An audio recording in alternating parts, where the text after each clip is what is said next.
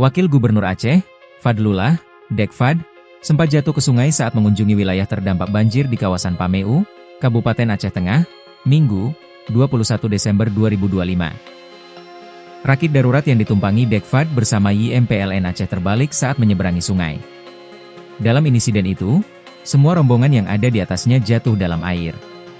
Staf khusus Dekfad, Muhammad Daud, memastikan kondisi orang nomor 2 di Aceh itu dalam keadaan baik-baik saja.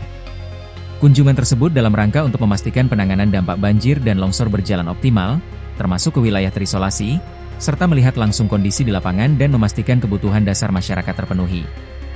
Dalam perjalanan menuju lokasi, rombongan Wakil Gubernur Aceh bersama General Manager PLN harus menempuh jalur alternatif dengan menyeberangi sungai menggunakan rakit darurat, menyusul rusaknya akses jalan akibat banjir dan longsor.